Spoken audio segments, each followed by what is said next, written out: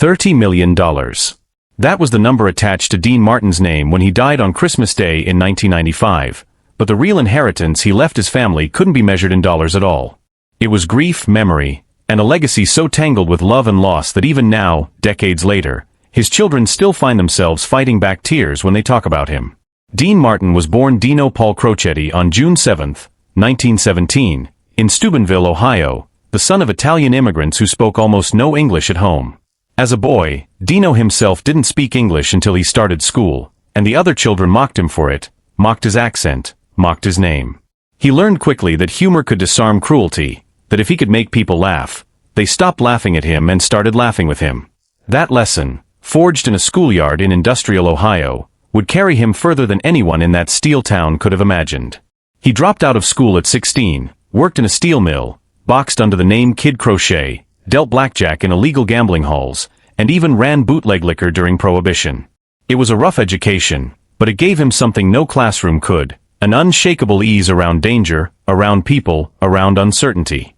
By the early 1940s he was singing in nightclubs, first under the stage name Dino Martini, before a bandleader named Sammy Watkins suggested the name that would become immortal, Dean Martin. Success didn't come easily.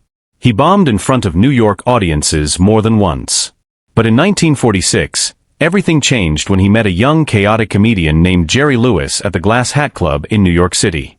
What started as Lewis heckling Martin's act turned into one of the most explosive partnerships in entertainment history.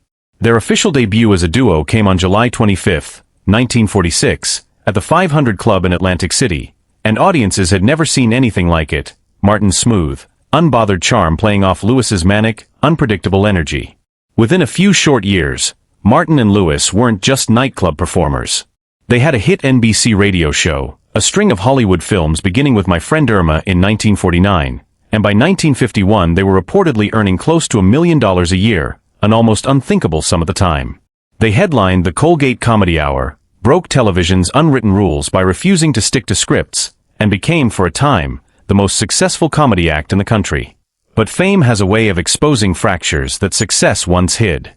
As the years passed, Martin grew tired of being seen as merely the straight man, the guy who set up Jerry's punchlines and got little credit for the show's success. Tension built quietly and then not so quietly, boiling over during the filming of Three Ring Circus in 1954, when Martin reportedly turned to Lewis and asked bluntly what his role even was anymore. Photographers cropped him out of magazine spreads. Journalists at press events barely acknowledged him.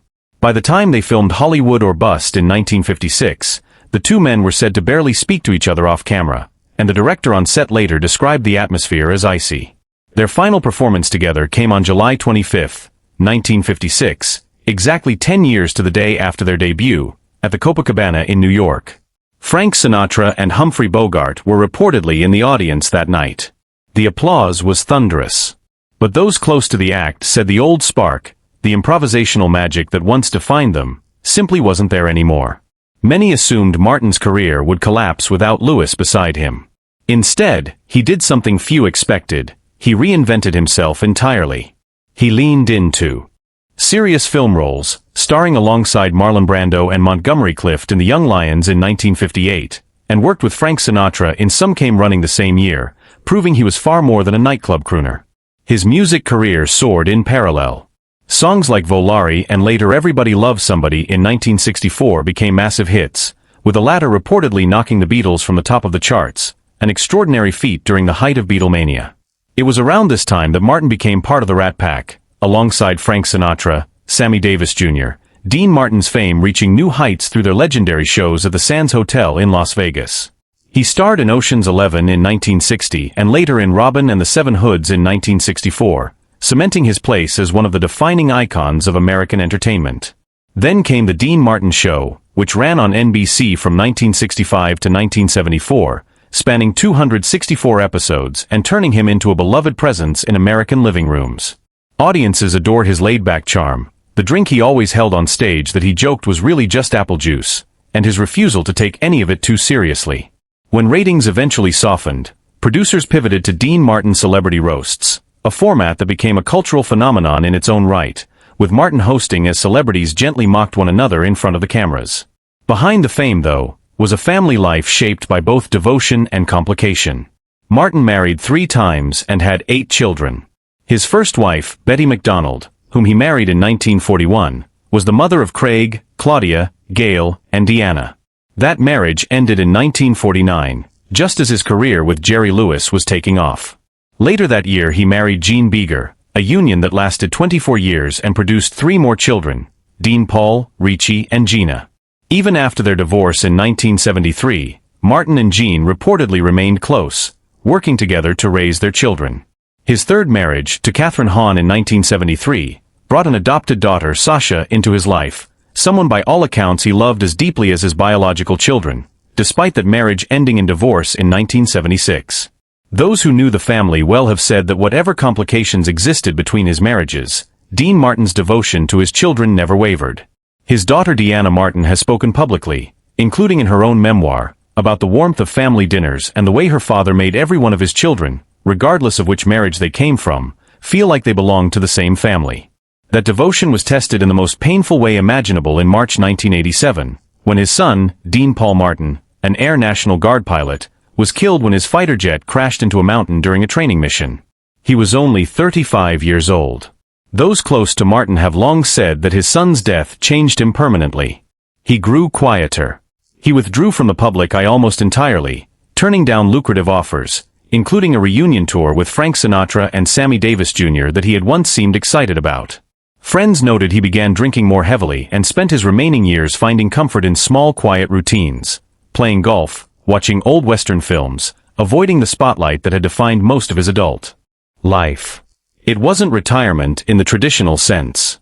It was, by most accounts, a man trying to find peace after a wound that never fully closed.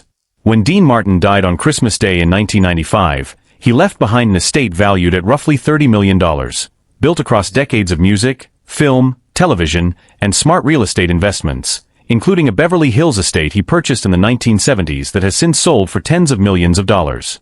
To ensure his family would continue to benefit from his life's work, he established the Dean Martin Family Trust, which manages royalties from his music, his television catalog, and licensing agreements that still generate income today.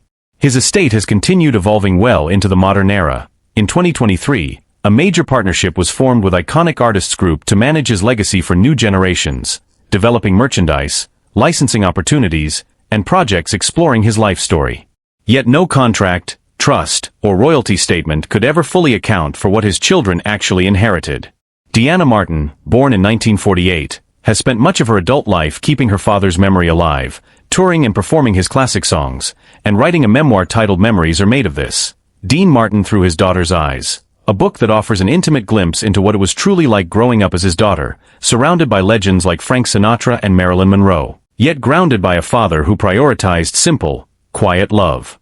She also organizes the annual Dean Martin Festival in his hometown of Steubenville, Ohio, an event that not only honors his legacy but provides scholarships to young musicians.